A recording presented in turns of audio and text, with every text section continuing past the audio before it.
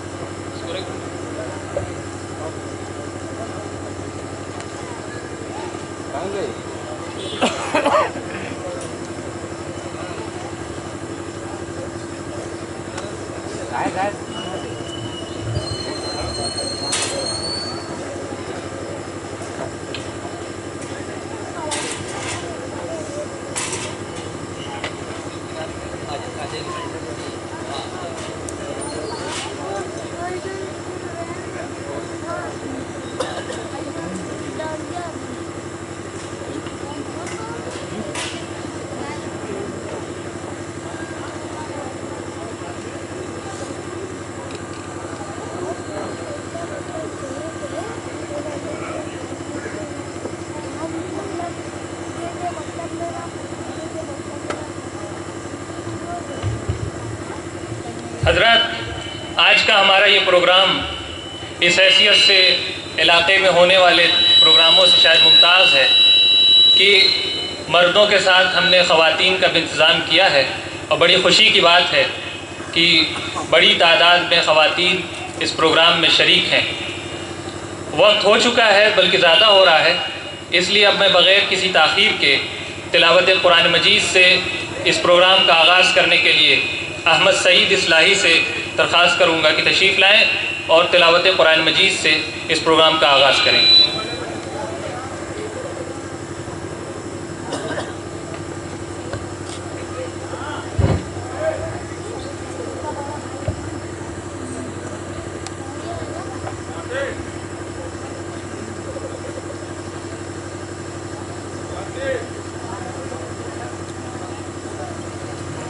أعوذ بالله من الشيطان الرجيم بسم الله الرحمن الرحيم الرحمن علم القرآن خلق الإنسان علمه البيان الشمس والقمر بحسبان والنجم والنجم والشجر يسجدان والسماء رفعها ووضع الميزان ألا تطغوا في الميزان وأقيموا الوزن بالقسط ولا تخسروا الميزان والأرض وضعها للأنام فيها فاكهة والنخل ذات الأكمام والحب ذو العصف والريحان فبأي آلاء ربكما تكذبان خلق الإنسان من صلصال كالفخار وخلق الجان من مارج من نار فبأي آلاء ربكما تكذبان رب المشرقين ورب المغربين فبأي آلاء ربكما تكذبان مرج البحرين يلتقيان بينهما برزخ لا يبغيان فبأي آلاء ربكما تكذبان يخرج منهما اللؤلؤ والمرجان فبأي آلاء ربكما تكذبان وله الجوار المنشآت في البحر كالأعلام فبأي آلاء ربكما تكذبان كل من عليها فان ويبقى وجه ربك ذو الجلال والإكرام فبأي آلاء ربكما تكذبان صدق الله العظيم.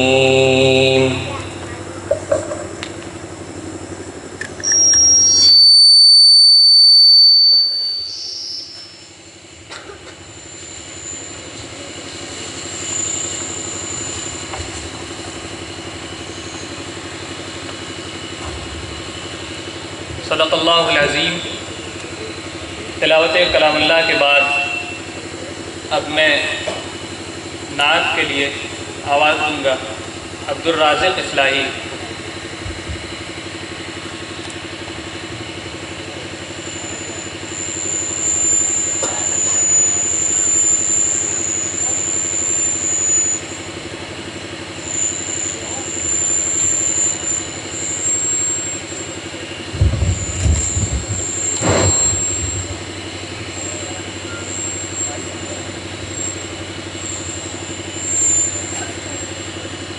अस्सलामु अलैकुम वरहमतुल्लाहि वबरकातुहू। अल्लामा इक़बाल सुहैल आज़मी साहब की एक तवील नात है जिसके चंद अशार पेश खिदमत हैं। अहमद मुरसल फ़ख्र दो आलम सल्लल्लाहु अलैहि वसल्लम अहमद मुरसल फ़ख्र दो आलम सल्लल्लाहु अलैहि वसल्लम मज़हर अव्वल मुरसल ख़ातम सल्लल्लाहु अलैहि वसल्लम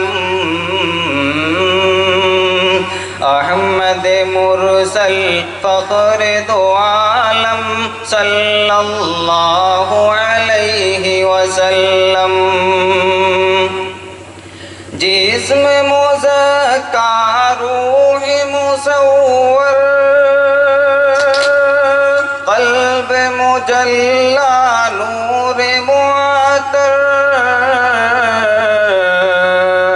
جسم مزکا روح مصور قلب مجلہ نور معطر حسن سراپا خیر مجسم صلی اللہ علیہ وسلم احمد مرسل فخر دو عالم صلی اللہ علیہ وسلم وہم کی ہر زنجیر کو توڑا ایک خدا سے رشتہ جوڑا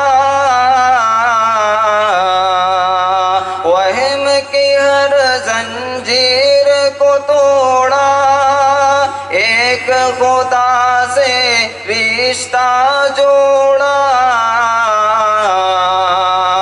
شرک کی محفل کر دی برہم صلی اللہ علیہ وسلم احمد مرسل فخر دو عالم صلی اللہ علیہ وسلم مظہر اول مرسل خاتم صلی اللہ علیہ وسلم کفر کی ظلمت جس نے مٹائی دین کی دولت جس نے لٹائی کفر کی ظلمت جس نے مٹائی دین کی دولت جس نے لٹائی لہرایا توحید کا پرچم صلی اللہ علیہ وسلم احمد مرسل فخر دو عالم صلی اللہ علیہ وسلم راہ میں کانٹے جس نے بچھائے گالی دی پتھر برسائے راہ میں کانٹے جس نے بچھائے گالی دی پتھر برسائے اس پر چھڑکی پیار کی شبنم صلی اللہ علیہ وسلم احمد مرسل فخر دو عالم صلی اللہ علیہ وسلم مظہر اول مرسل خاتم صلی اللہ علیہ وسلم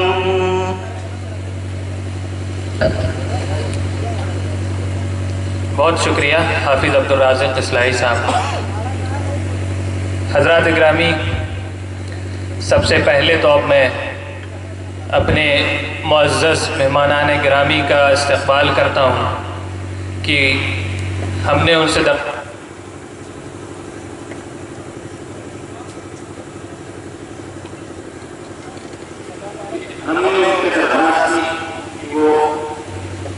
ہمارے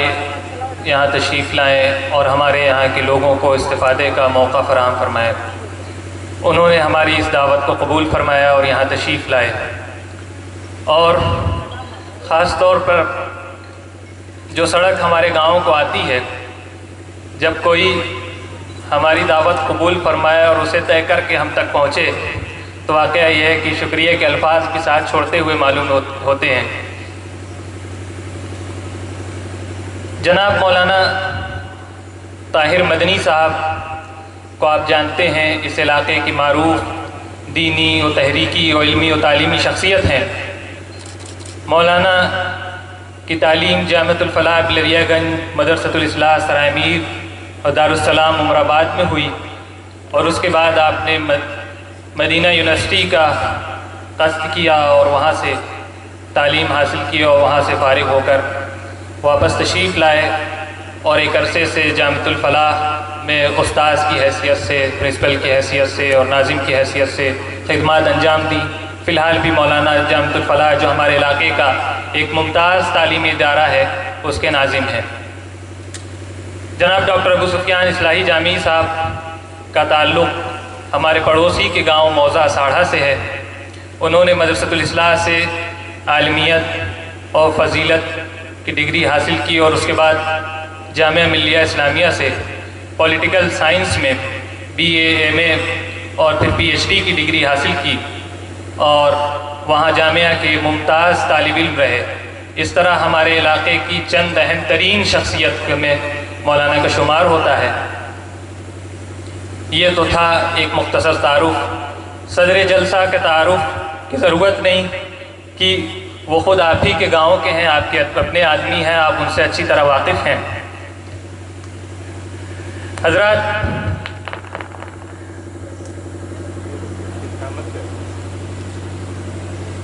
آج کا یہ پروگرام جن حالات میں منعقد کر رہے ہیں، امت مسلمہ کی زبوں حالی آپ سب کے سامنے ہے۔ اس کے مختلف اسباب گنائے جاتے ہیں۔ اس کے کچھ خارجی اسباب بھی ہیں، کچھ امت کے داخلی اسباب بھی ہیں۔ جب بھی ہم ان حالات کا اندازہ لگاتے ہیں اور اس کی جڑ تک پہنچنے کی کوشش کرتے ہیں تو بہت سے نتیجوں تک لوگ پہنچتے ہیں۔ امت مسلمہ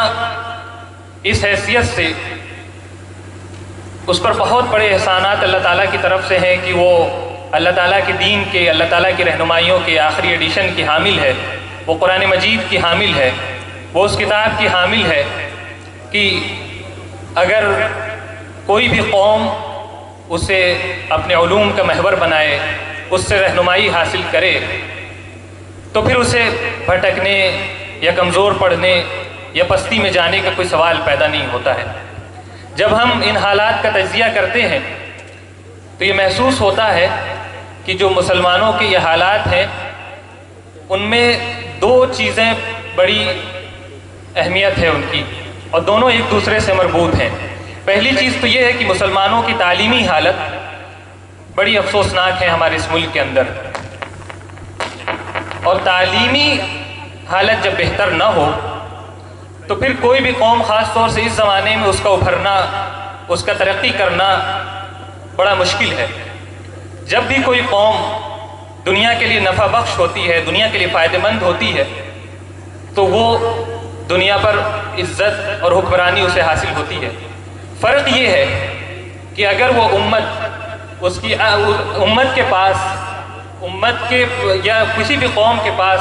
زمین میں وسائل کی کمی نہیں ہے، اللہ تعالیٰ نے عقل کی کمی اسے نہیں دی ہے۔ اللہ تعالیٰ نے زمین میں عقل بھی دی ہے، عقل بھی انسان کو دی ہے، اور زمین پر وسائل بھی رکھے ہیں، ریسورسز رکھے ہیں، اور اس عقل کے مطابق انسان ان عقل کو استعمال کر کے ان وسائل کو بڑے بڑے دور تک لے جا سکتا ہے، اور دنیا کے فائدے کے لیے بھی اور نقصان کے لیے بھی استعمال کر سکتا ہے، دنیا کے فائدے کے لیے بھی اور محض اپنے مفادات کے لیے بھی استعمال کر سکتا ہے۔ انسان کی یہی خصوصیت ہے کہ اسے آزادی دی گئی ہے کہ چاہے وہ خدا کے احکام کو مانے چاہے نہ مانے، البتہ جزا و سزا کا دن مقرر ہے۔ تو حضرات، ہمارا ماننا یہ ہے کہ دین صرف آخرت تک محدود نہیں ہے، بلکہ دین دنیا اور آخرت دونوں کا احاطہ کرتا ہے۔ انسانی عقل اور اللہ تعالیٰ کی وحی، اگر یہ دونوں ایک ساتھ نہ چلیں تو انسانی عقل، انسانی علوم ہمیشہ فساد پر مبنی ہوں گے، اور دنیا میں فساد کا اس کا نتیجہ جو ہوگا وہ فساد پر مبنی ہوگا۔ تو اگر ہم پوری دنیا کو چھوڑتے ہوئے اگر صرف اپنی اس چھوٹی سی آبادی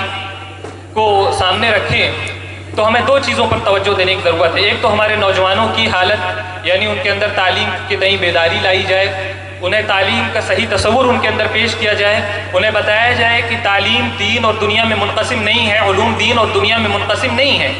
اللہ تعالیٰ کے احکام صرف خاص لوگوں کے لیے نہیں ہے، قرآن مجید صرف متخصصین کے لیے نہیں ہے۔ قرآن مجید اس لیے آیا تھا کہ ہر انسان کی عقل کی صحیح رہنمائی کرے، ہر انسان کی عقل جو ہے وہ صحیح نتیجوں تک پہنچ سکے قرآن مجید کی رہنمائی میں۔ تو ہمارا تعلیم کا تصور ہے وہ یہ ہے۔ تو یہ